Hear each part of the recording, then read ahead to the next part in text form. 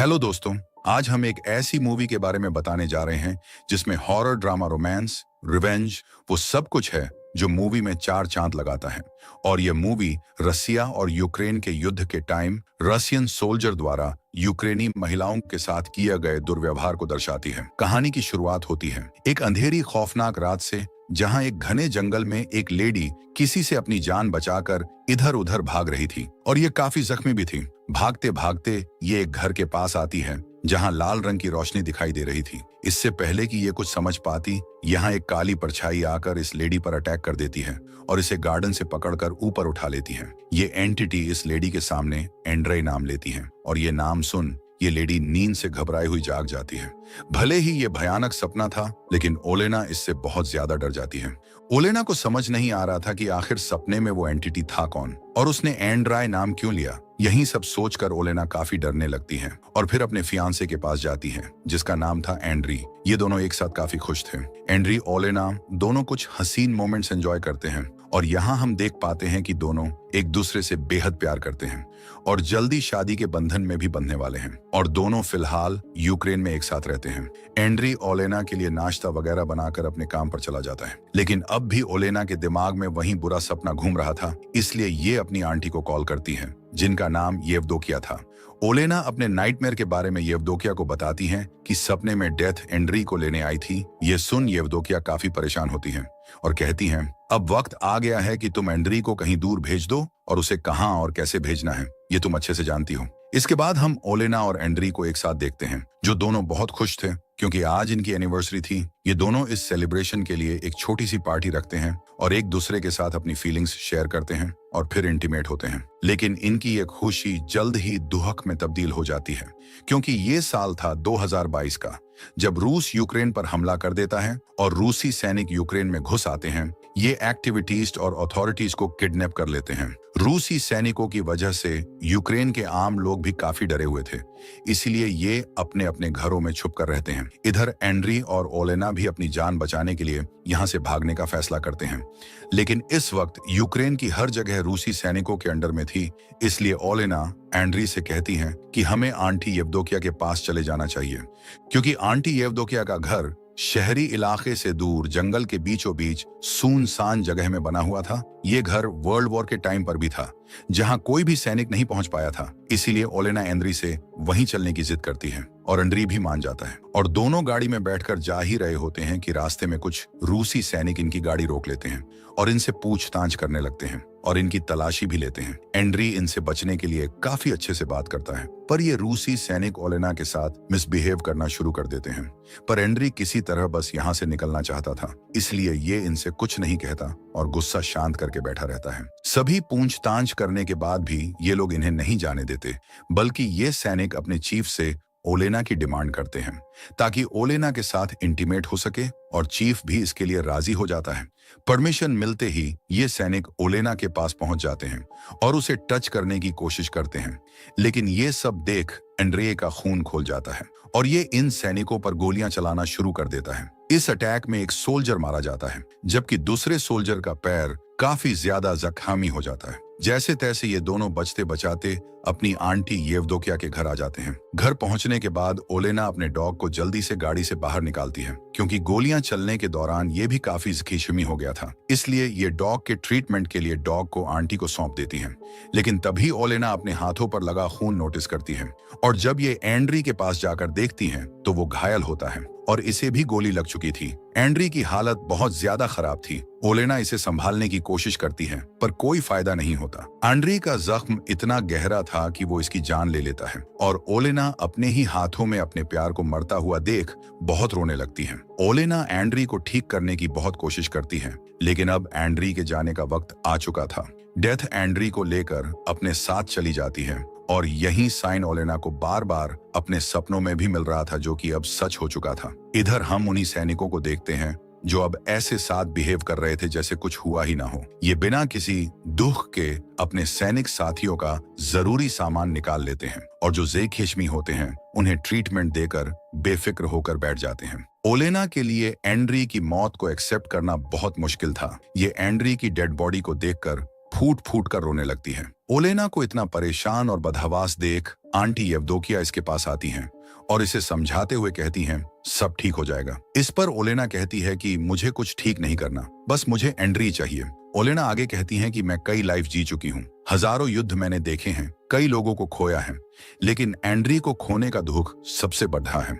मैंने पहली बार एडी नराई के साथ एक नॉर्मल लड़की बनकर प्यार को फील किया था, लेकिन मुझसे ये खुशी भी छीन ली गई। ओलेना फैसला करती हैं कि जिन लोगों की वजह से एंड्री की जान गई है, अब वो उनको भी सुकून से नहीं जीने देगी, बल्कि उन्हें तड़पा कर मौत की नींद सुलाएगी। ओलेना कहती हैं कि मैं उनका जीना इतना मुश्किल बना दूंगी कि उन्हें जिंदगी से ज्यादा मौत आसान लगेगी। इतना कहकर ओलेना यहाँ से जाने लगती हैं और आंटी येवदोकिया से एंड्री की डेड बॉडी जलाने को कहती हैं, जबकि खुद कुल्हाड़ी लेकर यहाँ से घर में बनी एक सीक्रेट दीवार के पास जाती है और कुल्हाड़ी की मदद से इसे तोड़ने लगती है और फिर दीवार तोड़कर एक सीक्रेट चैम्बर में चली जाती है।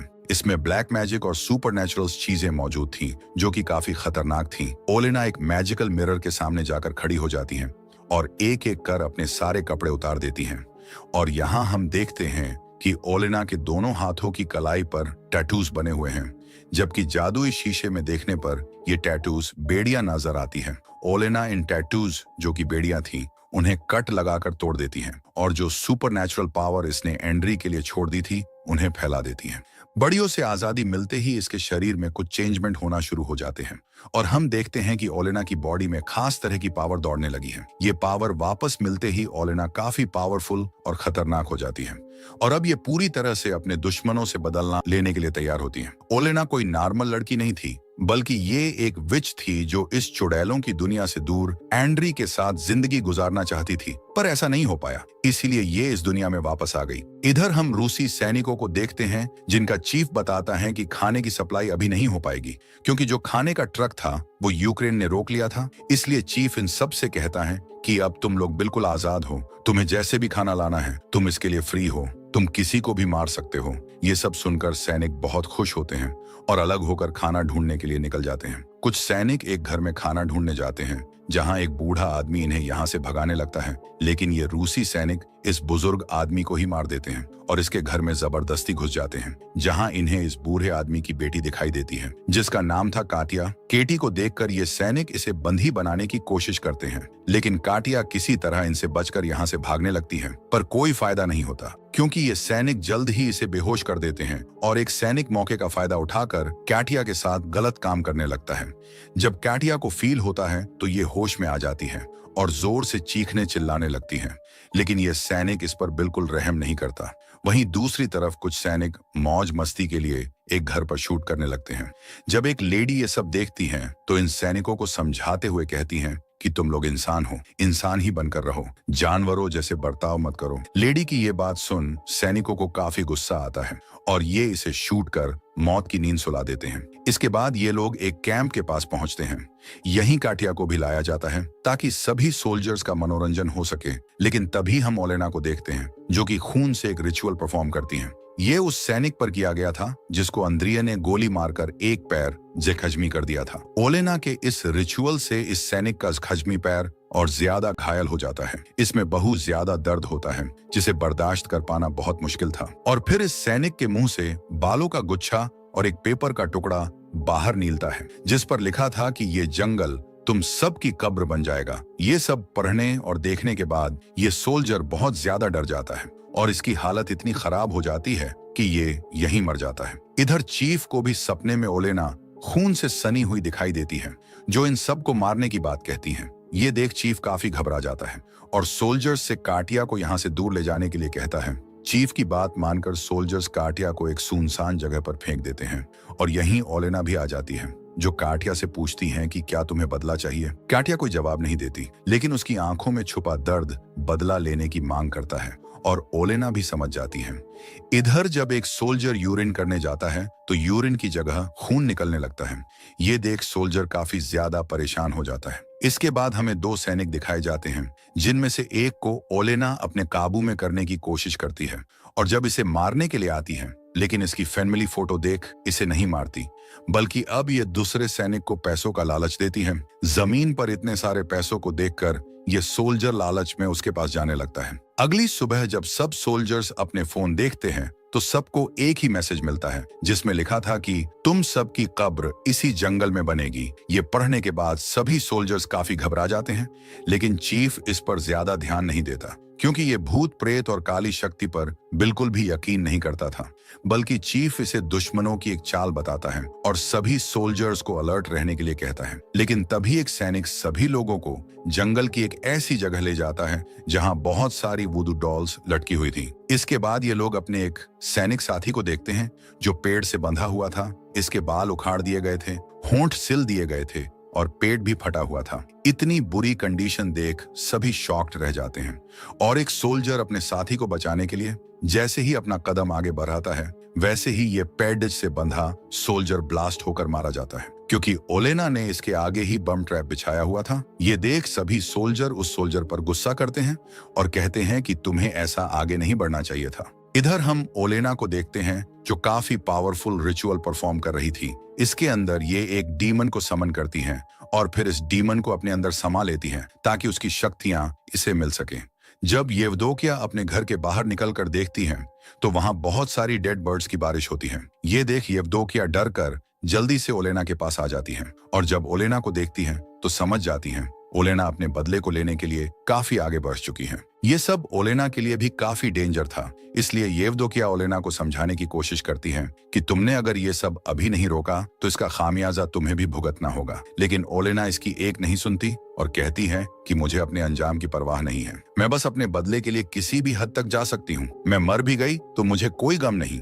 ये सुन येवदोकिया कहती है कि मैंने ही तुम्हें विच बनाकर एक नई जिंदगी दी थी और अब तुम मुझे ही अकेला छोड़कर जाना चाहती हो। ओलेना येवदोकिया की कोई भी बात नहीं सुनती। इधर हम एक सैनिक को देखते हैं जिसे अपनी फैन मिली फोटो मिली थी। इस फोटो में उसकी वाइफ और उसका बेटा खून से सना हुआ था क्योंकि ओलेना ने इन दोनों को मार दिया था और इसी फोटो की मदद से इन्हें मारने के लिए रिचुअल भी परफॉर्म किया था। ये देख सोल्जर बहुत डर जाता है और अपनी फैन मिली को देखने के लिए घर जाने की जिद करने लगता है, लेकिन चीफ शहर जाने की इजाजत नहीं देता, इसलिए ये खुद ही टैंक लेकर निकल पड़ता है। पर रास्ते में ओलेना इसके साथ माइंड गेम खेलती है और अपने दिमाग की इसी उलझन में फंसकर ये अपने ही दो साथियों को टैंक से कुचलकर मार देता है। ये देख बाकी सोल्जर्स इसे खूब मारते हैं, हालांकि ये इन्हें सब समझाने की कोशिश करता है, पर ये लोग इसकी कोई बात नहीं मानते। वहीं दूसरी तरफ कैंप पर बॉम्ब अटैक हो जाता है जिससे बचकर सब लोग इधर उधर बिखर जाते हैं और एक सोल्जर जंगल में आ जाता है। इसी ने उस मासूम लेडी को मारा था, इसलिए यहाँ इसे लेडी की साइकिल दिखाई देने लगती है और फिर लेडी का भूत भी इसे डराने लगता है। ये सोल्जर अपनी जान बचाने के लिए भागता है और तभी इसके सामने चीफ आ जाता है जो इसके माथे पर एक सिंबल बनाते हुए कहता है कि तुम्हारा मरने का टाइम आ चुका है। यानी ये चीफ नहीं बल्कि ओलेना ही थी जो इसे मार देती है। ओलेना इसे मारने के बाद बड़ी बेरहमी से इसका दिल निकाल लेती है और अपने घर चली जाती है। जब बाकी सोल्जर्स इसके पास आकर इसकी डेड बॉडी देखते हैं तो हैरान रह जाते हैं क्योंकि इन्हें यकीन नहीं होता कि दुश्मन इस हद तक जा सकते हैं। यही एक सोल्जर सुपरनैचुरल पावर की बात कहता है, पर चीफ इन सब में बिलीव न करने की वजह से उसे डांट कर चुप करा देता है। इधर जब आंटी येवदोकिया ओलेना को सोल्जर का दिल खाते हुए देखती है तो काफी डर जाती है और ओलेना को समझाने की फिर से कोशिश करती है, पर ओलेना इसे हर्ट करते हुए कहती है कि मुझे और पावर चाहिए। थोड़ी देर बाद जब ओलेना अपने होश में आती है तो ये येवदोकिया से अपनी गलती की माफी मांगती है और फिर यहाँ से चली जाती है। येवदोकिया भी अब ओलेना को देखकर उससे डरने लगती है क्योंकि बदले की आग में वो न सिर्फ अपनी असली पहचान खो रही थी बल्कि एक बुरी विच में भी बदलती जा रही थी। रात को ओलेना सैनिकों के कैंप में जाती है और वहां सबके लिए वार्निंग छोड़ जाती है। अगली सुबह जब सोल्जर्स मरे हुए सैनिकों की बॉडी जगह पर नहीं देखते हैं तो काफी घबरा जाते हैं और जल्दी डेड बॉडीज को ढूंढने निकल पड़ते हैं और आगे बढ़ने पर इन्हें वो डेड बॉडीज पेड़ पर लटकी हुई दिखाई देती हैं। ये सब देख एक सोल्जर इतना ज्यादा डर जाता है कि ये खुद को ही मार लेता है क्योंकि ये ओलेना के हाथों नहीं मरना चाहता था, इसलिए ये ओलेना का सामना करने से अच्छा खुद को ही खत्म कर लेता है। इसके बाद उस सोल्जर को दिखाया जाता है जिसने कटिया के साथ गलत काम किया था। इसके प्राइवेट पार्ट से कीड़े मकोड़े निकलने लगते हैं और ये दर्द से बुरी तरह तड़पने लगता है और खुद को बचाने के लिए ये कटिया के घर ही पहुंच जाता है, जहां कटिया अपना बदला लेने के लिए इसे मारने ही वाली होती है कि ये सोल्जर इसके सामने गिड्ड गिद्धाने लगता है और कटिया इसे नहीं मारती। लेकिन तभी ये सोल्जर अपनी गन उठाकर कटिया को मारने ही वाला होता है कि कटिया इसे मार देती है। वहीं दूसरी तरफ ओलेना सभी सोल्जर्स को दिखाई देती है जिसे पकड़ने के लिए सब इसका पीछा करते हैं और दो सैनिक तो आपस में ही भिड़ जाते हैं और एक दूसरे को मार देते हैं, जबकि चीफ और बाकी सैनिक ओलेना को शूट करने लगते हैं, जिससे ओलेना काफी जख्मी हो जाती है और ये जान बचाने के लिए तुरंत घर आ जाती है। येवदोकिया ओलेना के शरीर से बुलेट्स निकालती हैं और कहती हैं कि हर एक मौत का बदला तुम्हें खुद चुकाना होगा और आखिरी चीफ को मारने के साथ तुम भी खत्म हो जाओगी, क्योंकि यही डील ओलेना ने कर रखी थी। येवदोकिया अब भी इस खेल को यहीं रोकने के लिए कहती हैं, पर ओलेना नहीं मानती। एक एक कर ओलेना सभी सोल्जर्स को मार देती है, पर चीफ इसके काबू में नहीं आता, बल्कि ओलेना को पकड़कर उसके साथ गलत काम करने लगता है। पर तभी हम देखते हैं कि ओलेना उसके पीछे खड़ी है, यानी ये जिसके साथ गलत काम कर रहा था वो इसी का सोल्जर था और ये सब ओलेना का मायाजाल था। ओलेना चीफ को तड़पाने लगती हैं और मारने ही वाली होती हैं कि तभी यहाँ आंटी येवदोकिया आ जाती हैं। येवदोकिया ओलेना से कहती हैं कि तुम्हारे पेट में एक बच्चा पल रहा है और अगर इस चीफ को जरा भी नुकसान हुआ तो बच्चा भी मारा जाएगा, क्योंकि ओलेना ने यही डील डीमन और डेविल के साथ कर रखी थी। येवदोकिया इसे समझाती हैं कि ये बच्चा एंड्री की आखिरी निशानी है, तुम्हारे प्यार की निशानी है और यही बच्चा तुम्हारे जीने की आखिरी वजह भी है। ये सब सुनने के बाद ओलेना भी शांत हो जाती है, पर अब भी इसके दिमाग में चीफ ही घूम रहा था जो गुस्से को और बढ़ा देता है। पर ओलेना जब अपने डॉगी को देखती है तो बिल्कुल शांत हो जाती है, क्योंकि एंड्री और ओलेना दोनों ही इस डॉग को बड़े प्यार से अपने साथ रखा था। ओलेना आखिर में कहती हैं कि माफ करना सॉल्यूशन नहीं है, क्योंकि लास्ट में सब चीजें फिर से वापस आएंगी। नाना येवदोकिया कहती हैं कि चीफ को मारने की जरूरत नहीं, बल्कि मेरे पास एक दूसरा प्लान है। फिर सीन शिफ्ट होता है चीफ पर, जिसे येवदोकिया ने पूरी तरह से पागल कर दिया था और इसके ही सैनिक इसे सभी सोल्जर्स का खूनी बताते हैं और फिर इसे लेकर प्रिजन में चले जाते हैं। इसके बाद हमें कुछ टाइम बाद का सीन दिखाया जाता है,